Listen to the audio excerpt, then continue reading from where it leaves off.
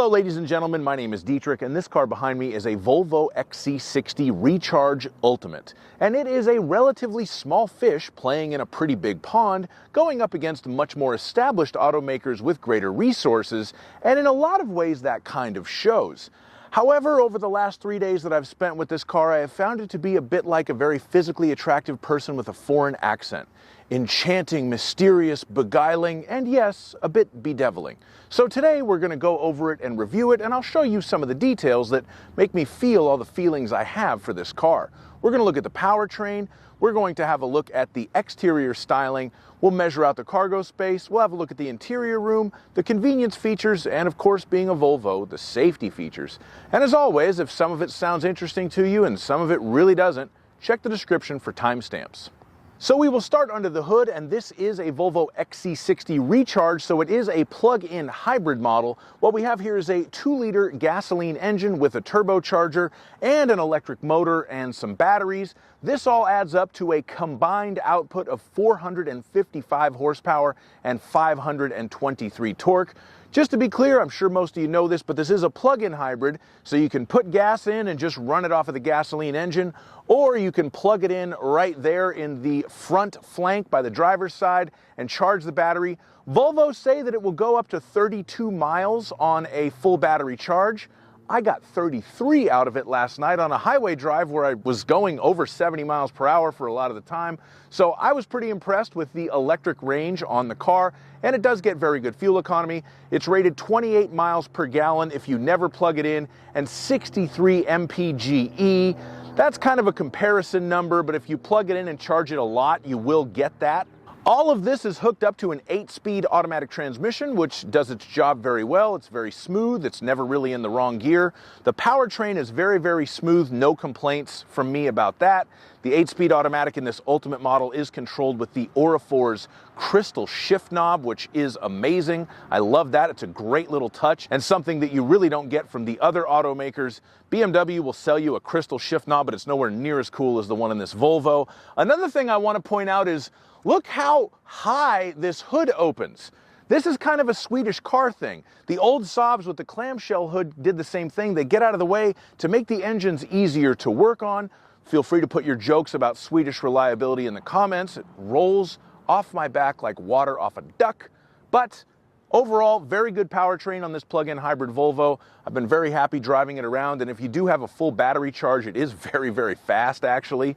And if you check the description or the comments, there will be a link to my point of view test drive video on this car, so you can watch that as well. Next, we'll move on to styling, and I think that the XC60 is a very good looking car. It's definitely distinctive in that Volvo way, but not overly bold in the marketplace. I do like the rear taillights on it, the kind of tall rear taillights. Volvo's been using that for pretty much 30 years now, ever since they came out with the 850 wagon in the mid-1990s, and it's evolved over time, but it is a look I very much like. I do like the front-end headlights as well.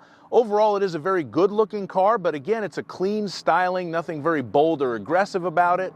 This XC60 has the standard dark theme. That's what Volvo calls it. That's kind of the black trim around the windows and all that. You can get blacked out wheels and stuff if you want to pay extra for that. But the wheels on this car were an upgrade. These are the 5 double spoke 21-inch diamond cut alloy wheels. I kind of doubt that they use actual diamonds to cut them, but if any automaker would, it would be a Swedish one, so maybe. Now we're going to measure out the cargo space, so we will get our laser tape measure and do just that.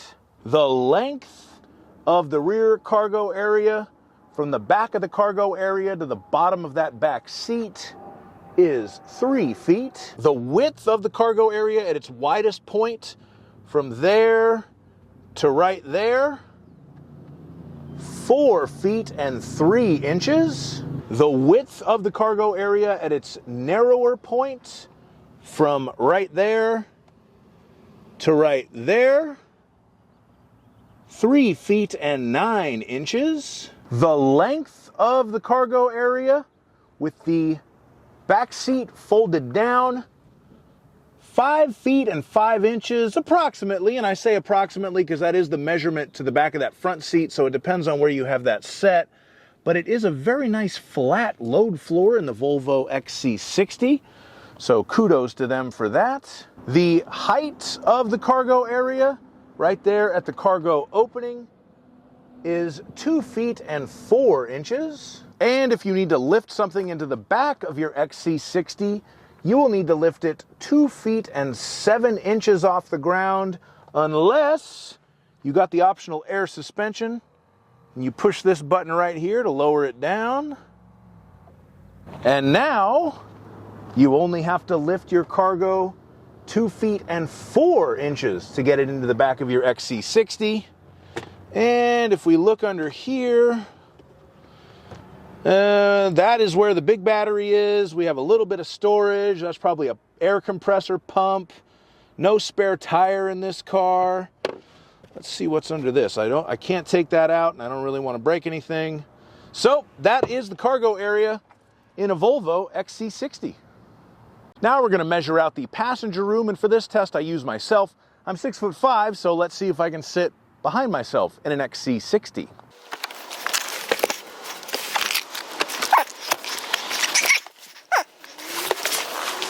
Okay, so the answer to this question is, almost. Plenty of room and very comfortable in the front, just enough knee room, good headroom, sitting upright, but that's fine. Seat is very comfortable for me there. In the back, not quite as much room. Really not enough knee room, just enough headroom. If I was smaller, it would work, but I'm not. No air vents in the back in a $76,000 car.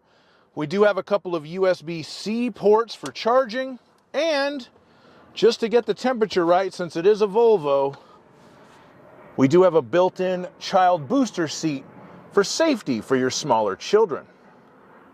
Now we're going to move on to the interior and talk about the features in here, and this vehicle has a $76,940 MSRP, and I'm going to start by talking about some of the things that it does not have. It does not have paddle shifters. It does not have wireless Apple CarPlay. You have to plug your phone in for that. And perhaps the biggest sin in a luxury SUV like this, it does not have the sort of interior ambient lighting where you can change the color of the ambient lights on the interior at night.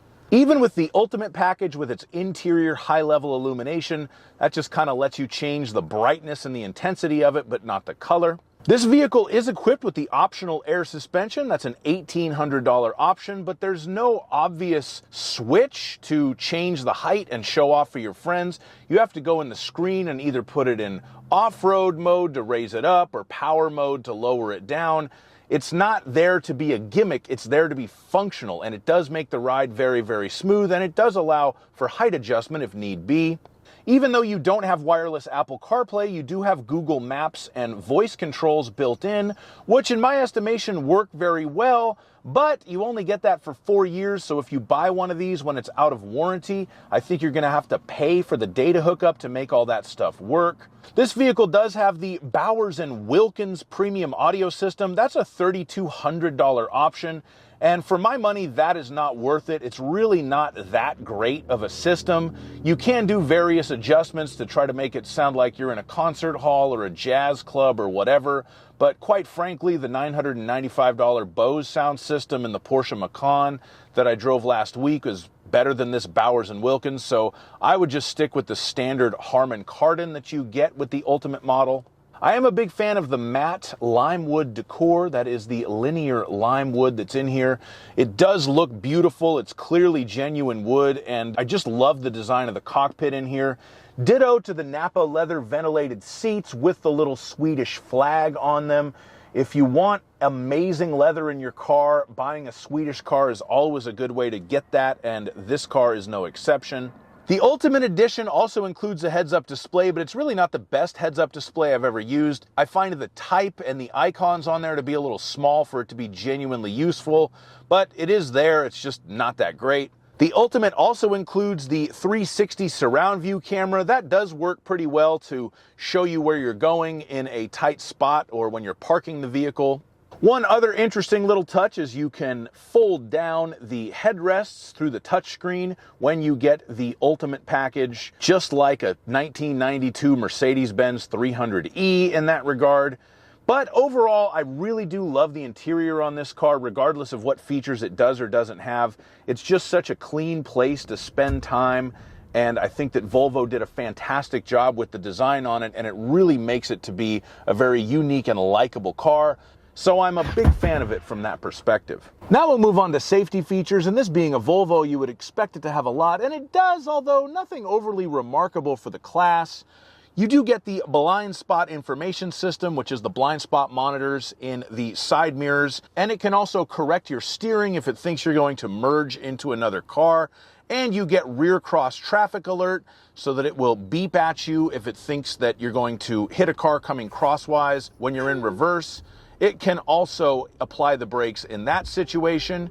You have the forward collision alert and the collision avoidance, so it will try to avoid low and high speed collisions by hitting the brakes, and it claims to detect vehicles, pedestrians, cyclists, and large animals, and also oncoming traffic. That's quite a trick. It also has driver alert control, so it'll try to wake you up if it thinks you're falling asleep. The headlights turn with the steering wheel at night, which is a nice touch. You really can see very, very well on a dark road in this car. You have the lane keeping assist, and you have the pilot assist driver assistance system with adaptive cruise control.